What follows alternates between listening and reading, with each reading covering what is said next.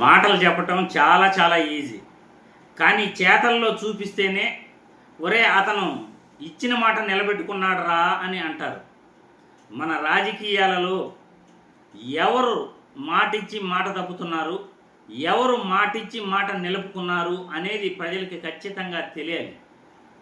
ఎందుకంటే అధికారంలోకి రావటానికి ఎన్ని కుయుక్తులైనా పన్నే రాజకీయ నాయకులు ప్రజలకు నమ్మించి ఓట్లేసుకోవడానికి ఎన్ని మాటలైనా చెప్పే రాజకీయ నాయకులు అధికారంలోకి వచ్చిన తర్వాత ఆ ఇచ్చిన హామీలను ఎందుకు నిలబెట్టుకోరు అన్నదే నా ప్రశ్న. ఇప్పుడు ఆ నాయకుడు ఏం మాట్లాడుతున్నాడో ఒక్కసారి వీడియో చూసిన తర్వాత మళ్ళీ మనం విశ్లేషించుకుందాం. వీడియో చూసే ముందుగా మన వీడియోకి లైక్ కొట్టండి. లైక్లు కొడితే ఎక్కువ మంది జనాల్లోకి మన గొంతు వెళ్ళగలుగుతుంది. మీ స్నేహితులకు కూడా మన వీడియోని షేర్ చేయాల్సిందిగా రిక్వెస్ట్ చేస్తున్నాను. ఎందుకంటే రాజకీయాలలో కుళ్ళును కడిగియాలంటే ఎవరు ఎటువంటి వాళ్ళు ప్రజలకు తెలియాలంటే మన గొంతు ప్రజల్లోకి వెళ్ళాలి. అందుకే ఈ ప్రయత్నం. ఇప్పుడు ఆ నాయకుడు ఎవరు, ఏం మాట్లాడుతున్నాడో ఒక్కసారి ఈ వీడియో చూసిన తర్వాత మళ్ళీ మనం క్లుప్తంగా వివరించుకుందాం.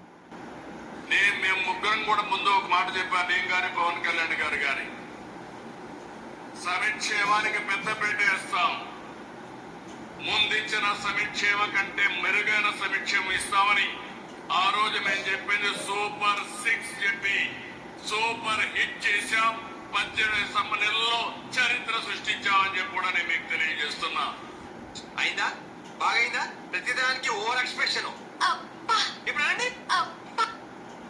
చూశారుగా, జగన్మోహన్ రెడ్డి కన్నా ఎక్కువ సంక్షేమ పథకాలు ఇస్తాను అని ఎన్నికలలో హామీ ఇచ్చిన ఈ పెద్ద మనిషి అధికారంలోకి వచ్చిన తర్వాత అన్నీ నేను 18 నెలల్లో చేసేసాను, సూపర్ 6 సూపర్ హిట్ అయ్యింది అంటున్నాడు.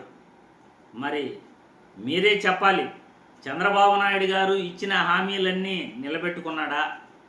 గత ప్రభుత్వంలో జగన్మోహన్ రెడ్డి ఇచ్చిన సంక్షేమ పథకాల కంటే ఎక్కువగా చంద్రబాబు ఇస్తున్నాడా? మీరే సమాధానం చెప్పాలి. ఆ రోజు జగన్మోహన్ రెడ్డి అధికారంలో ఉన్నప్పుడు ప్రతి నెల కూడా 1-2 సంక్షేమ పథకాలు ప్రజల అకౌంట్లో పడేటివి. అమ్మఒడి కావచ్చు, రైతు భరోసా కావచ్చు, లేకపోతే చేయూత కావచ్చు, విద్యా దీవెన కావచ్చు, విద్యా వసతి కావచ్చు, నేస్తం కావచ్చు, ఇలా ప్రతిదీ కూడా నాయి బ్రాహ్మణులకి, బ్రాహ్మిన్స్కి, తర్వాత ధూపదీప నైవేద్యాల కింద బ్రాహ్మిన్స్కి, మత్స్యకారులకి, ప్రతి ఒక్కరికి సంక్షేమ పథకాలు ఇచ్చి జగన్మోహన్ రెడ్డి 2.70 లక్షల కోట్లు ప్రజల అకౌంట్లో వేశాడు. మరి ఈరోజు ఏ డ్వాక్రా మహిళ అయినా ₹1 అయినా ఈ 18 నెలల కాలంలో ₹1 అయినా తీసుకున్నారా అని నేను ఈ వీడియో ద్వారా మహిళలను ప్రశ్నిస్తున్నాను. ₹1. మరి చంద్రబాబు అన్నీ ఇచ్చేసానంటున్నాడే. నీకు 15, నీకు 15, నీకు 15 అని అన్నాడు. ఇంట్లో ఎంతమంది ఉంటే అంతమందికి 15 అని అన్నాడు. మరి ఆ హామీలు ఎక్కడ? 18 సంవత్సరాల పైన 60 సంవత్సరాల లోపు ఇంట్లో ఎంతమంది మహిళలు ఉంటే అన్ని 1500 నెలకి ఇస్తాను, ఒక్కరుంటే 1500, ఇద్దరుంటే 3000, ముగ్గురుంటే 4500 నెలకి ఇస్తాను, అలా 2 నెలలకి 9000 అవుతుంది. ఇలా మీ ఇంట్లో ఎంతమంది ఉంటే అంతమందికి నేను ఈ 1500 లెక్కన ఇస్తాను అన్నాడు. ఆ సంక్షేమ పథకం ఇచ్చాడా?